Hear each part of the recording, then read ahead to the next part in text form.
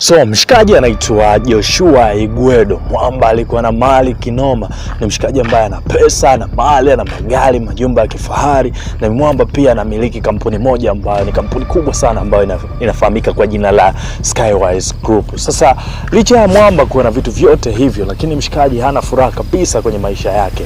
Hii ni kutokana na vifo ambavyo vilitokea hapo nyuma vya wazazi wake wote wawili ambao walipata ajali na kufariki dunia, na inasemekana kwamba wakazi wanapata hiyo ajali alitumika masaa mengi sana mpaka msaada unapokuja wanakuta tayari wameshachelewa na hawa wazee wakawa wamepoteza uhai. Lakini licha ya hivyo pia mpenzi wake naye pia akaja akapoteza uhai kwa kuumwa sickle cell.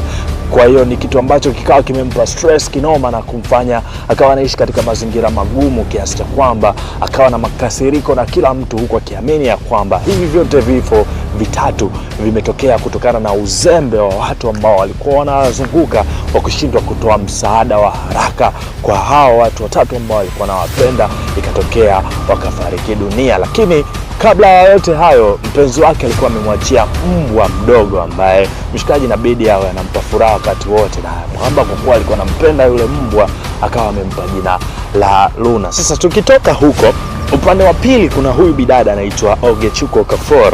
Huyu bidada bwana alikuwa amesafiri all the way kutoka mbali sana kuja hapo Nigeria kwa ajili ya kuja kuishi na shangazi yake, na pia huko alikuwa ameapply kazi. Kwa hiyo alikuwa naamini ya kwamba anaweza kukaa huku kwa muda wa kipindi cha mwaka mmoja, alafu akafanya mambo yake na akatoka hapo kwa shangazi yake, licha ya kwamba inavyoonekana shangazi yake alikuwa ni mtu ambaye hampendi kabisa, na alikuwa naamini ya kwamba kifo cha kaka yake ama baba wa huyu Ogechukwu ilitokea sababu kubwa alikuwa ni mama yake na Ogechukwu kwa kumng'ang'ania sana kaka yake, na mpaka kafikia stage akapoteza uhai. Sasa huyu bidada kumbe alikuwa ameomba kazi katika hiyo kampuni ya Skywise Group ambayo CEO wake ni huyu mwamba wa kuitwa Joshua Igwedo. Sasa siku ya leo wakati anawasili kituoni kwa ajili ya kuanza interview pamoja na kuanza kazi, kwa bahati mbaya wakawa wamegongana wakati bidada anaingia, mshikaji anatoka, na bidada alikuwa hamfahamu huyu mwamba kama ndiye CEO wa hii kampuni.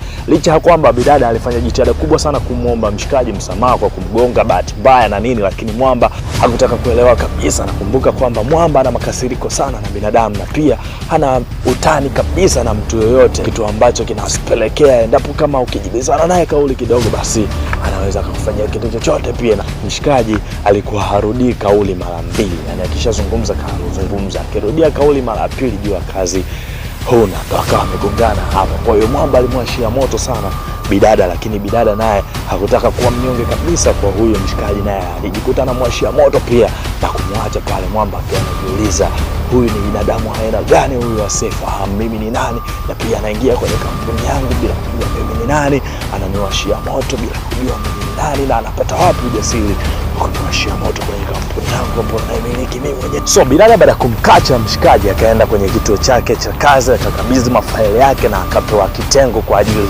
ya kuanza kazi. Lakini wakati anafika tu ofisini, mara ghafla akawa amefuatwa na secretary na kumwambia ya kwamba kuanzia hivi sasa hana kazi, so akusanye kila kilicho chake na aweze kusepa. Ndo bidada kuja kuuliza maswali mengi sana, kwani nimefanya kitu gani? Ndo anakuja kuambiwa kwamba kumbe yule ambaye alikuwa amemgonga pale getini kumbe ndiye CEO wa hii kampuni na alikuwa hamtaki kabisa. So bidada ikabidi afunge safari mpaka kwa mshikaji kwa ajili ya kwenda kumuomba msamaha, na alipofika pale akapiga magoti na kumwambia mshikaji kwamba anaomba msamehe sana kwa sababu hakuweza kufahamu kabisa kama yeye ndio CEO wa hii kampuni, na pia akamwambia mwamba kwamba yuko tayari kufanya kazi overworking, yani kufanya kazi nje ya yale masaa ambayo yatakuwa yamemweka hapo kwa ajili ya kazi, na pia yuko tayari hata mshahara wake pia kuweza kukatwa ili tu asiweze kuikosa hii kazi. Ndio mshikaji kufikiria na kuchakata na kutafakari, akamwambia bidada ya kwamba anahitaji kuwa PA wake. Maana yake kuna PA ambaye alikuwa anaishi naye hapo ama kanaye anamfanyia kazi zake,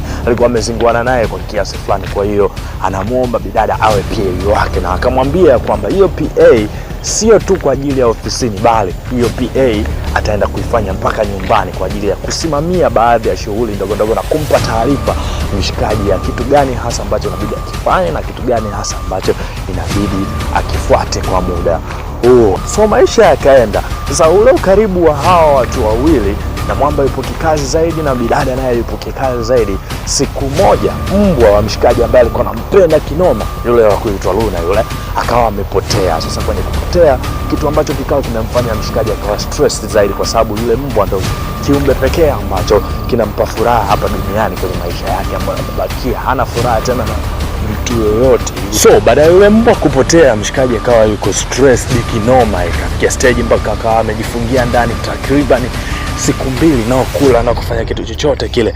Na bidada baada ya kuja akawa amepata taarifa ya kwamba mbwa wa mshikaji ambaye alikuwa anampenda kinoma akawa, so bidada ikabidi aanze kwenda kumshawishi mshikaji aweze kutoka, kwa sababu kujifungia ndani sio suluhu yoyote ya kuweza kumpata huyo mbwa. So akamshawishi sana, japokuwa mwamba alikuwa mgumu kukubali, lakini mwisho wa siku akawa amemuelewa bidada kulingana na ile historia ambayo bidada alimuelezea kuhusiana na huyu mshikaji, ya kwamba anamfahamu, familia yake, mke wake na kila kitu chake.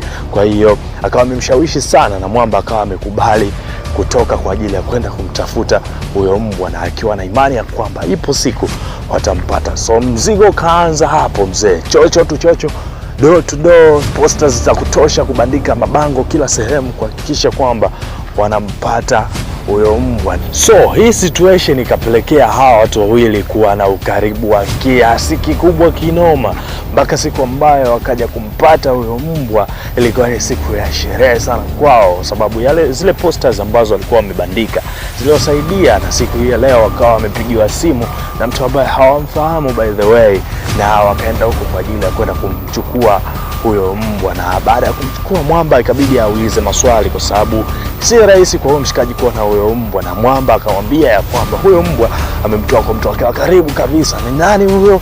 Ni yule mlinzi wake ambaye yupo getini wa kuitwa Kuso, ndo ambaye alimuiba huyo mbwa na kwenda kumpeleka kwa huyo mshikaji na kwa ajili ya kupiga pesa. So mwamba alimaindi kinoma, alivyorudi alimfanyia vurugu mbaya yule mlinzi wake kwa kutaka kabisa mazoea na mbwa wake. Na pia mshikaji akawa amejirekebisha kwa kiasi fulani, kwa sababu kumbuka kwamba mwamba alikuwa ni mtu ambaye yuko very restrictive, yani hacheki na wowote. Lakini baada ya yule mbwa kupotea, ukaribu na bidada Wechuku akajikuta anabadilika kwa kiasi fulani hivi, na akawa mtu mwema na akaomba msamaha wale wote ambao walikuwa wamemkosea. Na siku hii leo ikabidi aweke wazi hisia zake kwa huyu bidada wa kuitwa Wechuku na kumwambia ya kwamba anampenda kinoma. Na bidada naye kwa sababu alikuwa ndo hivyo tena, yuko karibu na mshikaji any time, na alishindwa jinsi gani ya kumchomolea mwamba.